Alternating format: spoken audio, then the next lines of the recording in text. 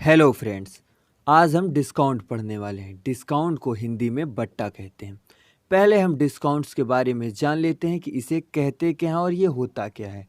Discount discount जब कोई company या दुकानदार अपनी वस्तु को अधिक बेचना चाहता हो और वह अधिक बेचने के लिए उसके अंकित मूल्य पर कुछ रुपए छूट दे या कुछ प्रतिशत की छूट दे, उसे ही डिस्काउंट यानी कि बट्टा कहते हैं। बट्टा को हम यहाँ पर 4 प्रकार से पढ़ेंगे, मतलब कि 4 टाइप्स में हम बट्टे को ख़त्म करेंगे इस वीडियो में। आइए हम शुरू करते हैं। हम बिल्कुल बेसिक से पढ़ेंगे और वो भी कम से कम समय में कैसे पढ़ें। पहला फार्मूला हम जानते हैं बट्टा का। पहला फार्मूला या कि ऐसा कहिए कि पहला प्रश्न किस तरह बनता है। पहला प्रश्न ये बनता है कि ये फर्स्ट टाइप होगा हमारा। फर्स्ट टाइप में प्रश्न इस तरह बनते हैं कि जब ये हमसे प्रश्न ये कहें x प्रतिशत और y प्रतिशत के दो क्रमिक बट्टा का समतुल्य बट्टा बराबर होगा। जब प्रश्न में क्रमिक बट्टा और समतुल्य बट्टा की चर्चा करें तो हमारा जो फार्मूला होगा वो ये होगा x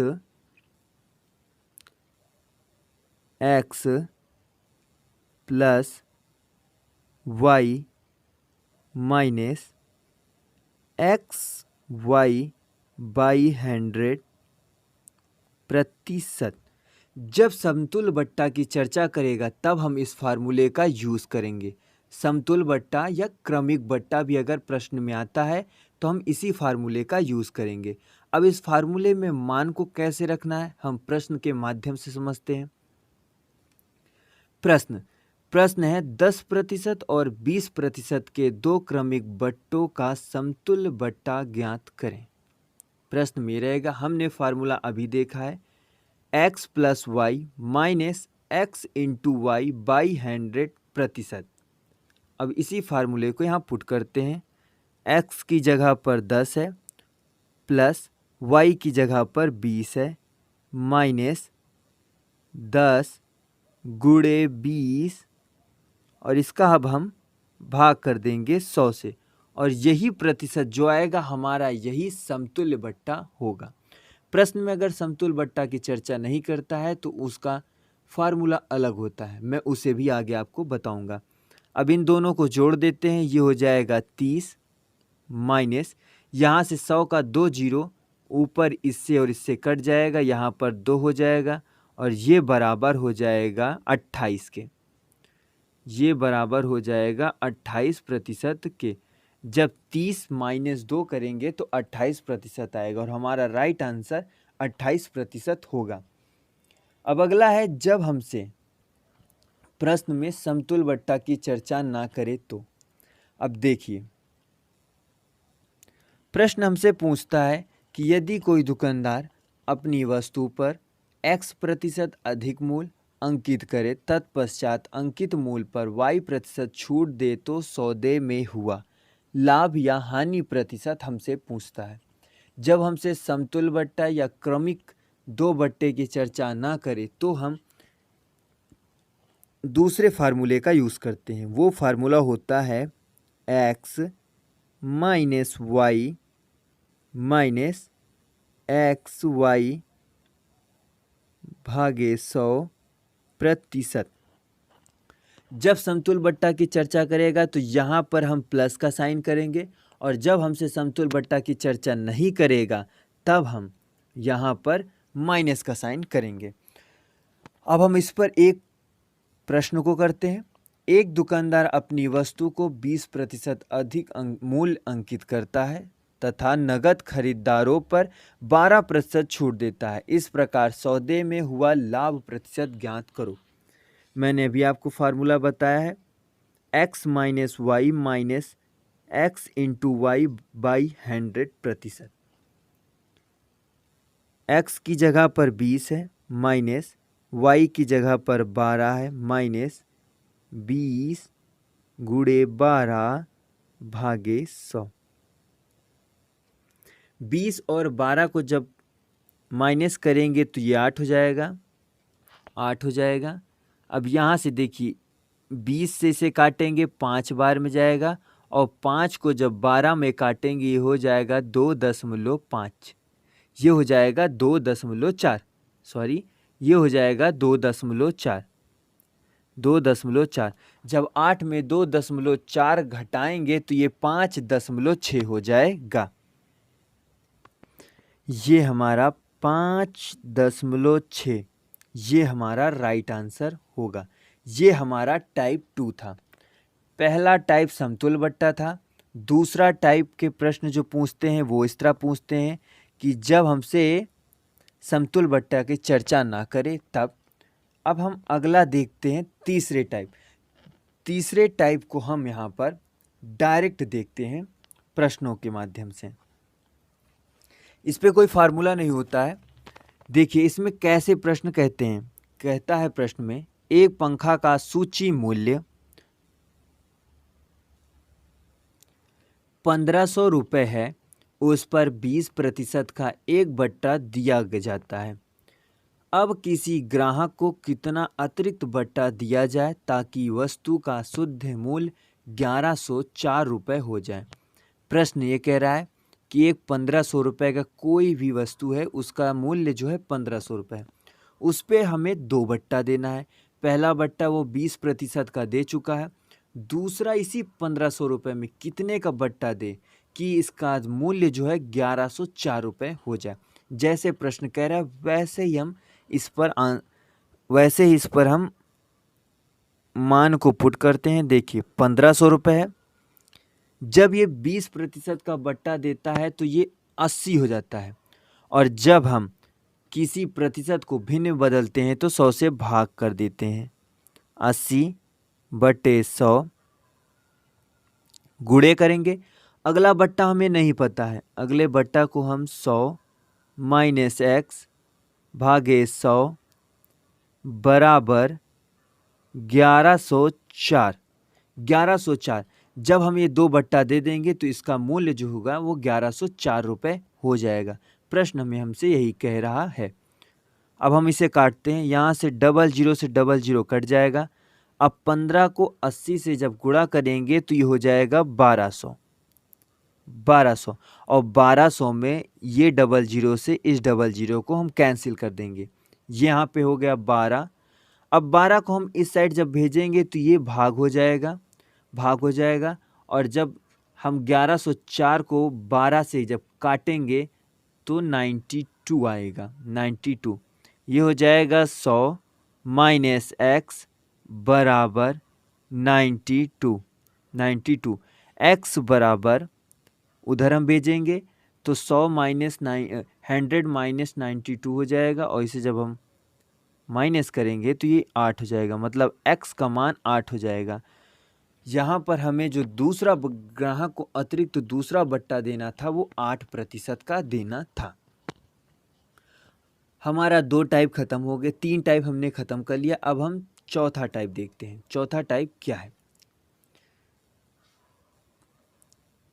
चौथे टाइप को भी हम प्रश्न के ही माध्यम से समझेंगे।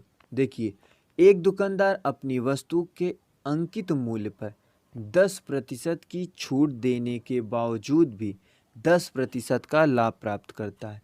यदि वस्तु का अंकित मूल्य 3300 रुपये हो तो क्रय मूल्य क्या होगा? इसमें 2 बातों का ध्यान रखिए।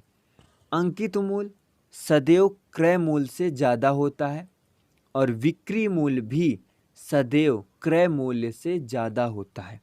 अंकित मूल्य वो होता है कि किसी वस्तु पर कंपनी द्वारा उसका कुछ मूल्य तय कर दिया गया हो, लिख दिया गया हो, उसे ही अंकित मूल्य कहते हैं।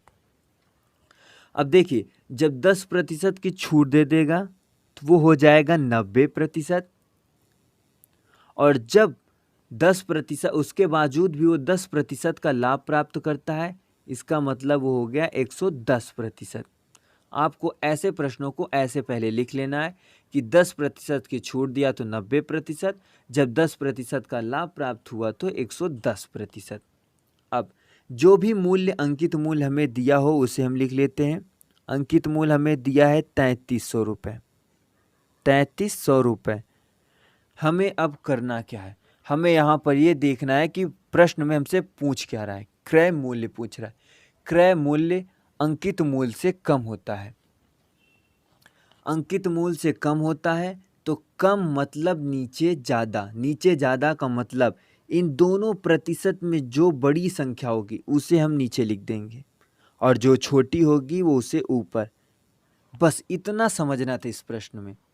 इसलिए मैंने क्रय मूल के बारे में बताया कि अंकित मूल ज़्यादा होता है क्रय मूल से और विक्रय मूल भी क्रय मूल से ज़्यादा होता है। हाँ, यहाँ पर हमसे क्रय मूल्य पूछा है, क्रय मूल्य मतलब कम पूछ रहा है, अंकित मूल्य की अपेक्षा क्रय मूल्य कम है तो मतलब नीचे ज़्यादा। नीचे ज़्यादा और कम वो क्या होती है? प्रतिशत। यहाँ पर 2% दिया होगा, एक 10% की छूट मतलब 90%, 10% का लाभ 110%। इन दोनों में जो बड़ा होगा वो नीचे और जो छोटा होगा वो ऊपर। अब हम इसे सॉल्व कर लेते हैं। यहाँ से इसको काटेंगे 3 बार में जाएगा, 30 बचेगा और 90 का गुणा करेंगे 2700 आएगा। हमारा जो क्रय मूल्य होगा वो 2700 होगा और ये हमारा राइट आंसर होगा। अब हम अगला एक प्रश्न और करते हैं। एक दुकानदार अपनी वस्तु के अंकित मूल्य पर 10% की छूट देकर 20% लाभ अंकित करता है। इस प्रकार वस्तु का अंकित मूल्य 500 रुपये है। उसे वस्तु का क्रय मूल्य क्या होगा? मैंने कहा है जो भी मूल्य हमें दे उसे हम लिख लेंगे और यहाँ पर 10% की छूट मतलब 90% और 20% का लाभ मतलब 120%। ये दोनों लिख लिया। 500 रुपये हो गया है। हमसे क्रय मूल्य पूछ रहा है मतलब कम, नीचे ज़्यादा। कम मतलब नीचे ज़्यादा 120 और ऊपर होगा 90। अब हम इसे काटेंगे और हमारा आंसर मिल जाएगा। देखिए 30 से काटते हैं, ये 3 बार में जाएगा, ये 4 बार में जाएगा, 4 से इसको काटेंगे 125 हो जाएगा।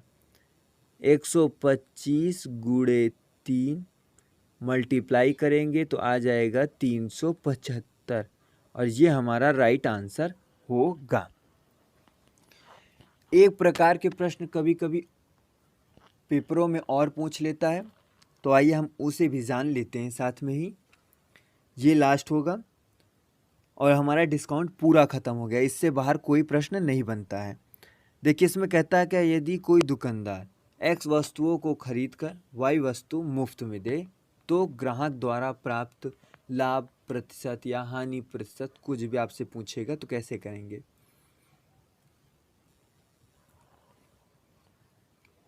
अब देखिए इसका एक फार्मूला होता है कि जो हमें मुफ्त में दिया जा रहा है जो भी वस्तु, उसको हम ऊपर लिखते हैं। फिर जो वस्तु हमने खरीदा और जो वस्तु हम मुफ्त में पा रहे हैं दोनों को आपस में जोड़ देते हैं, मतलब कि x प्लस y और इनसे 100 का मल्टीप्लाई कर देते हैं और हमें हमारा आंसर मिल जाता है। इस पे मैं एक प्रश्न करते हैं और फार्मूले पर कैसे वैल्यू को पुट करते हैं ये देखिए। एक दुकानदार अपने ग्राहकों को प्रत्येक 9 वस्तु के खरीद पर 3 वस्तु मुफ्त दे देता है। ग्राहक द्वारा प्राप्त लाभ प्रतिशत है। इसका फार्मूला देखिए क्या है, y मतलब जो वस्तु हमें मुफ्त में दे रहा है वो, दोनों वस्तुओं को जोड़ देंगे, जो हमने खरीदा है और जो मुफ्त में पाया उन दोनों को जोड़ देंगे और 100 से मल्टीप्लाई। यहाँ देखिए हम मुफ्त में पा रहे हैं 3, 9 और 3 को जोड़ेंगे तो हो जाएगा 12 और इनसे 100 का मल्टीप्लाई। 3 से काटेंगे 4 और 4 से 100 को काटेंगे 25। 25% हमारा राइट आंसर यहाँ पर होगा। तो साथियों हमारा डिस्काउंट यानी कि बट्टा पूरी तरह से ख़त्म हो चुका है। इससे बाहर कोई प्रश्न नहीं बनते हैं बट्टा से। तो आपको क्लास कैसे लगी आप कमेंट करके हमें ज़रूर बताएं और चैनल को सब्सक्राइब भी कर दें, अपने दोस्तों के साथ इसे ज़्यादा से ज़्यादा शेयर भी कर दें।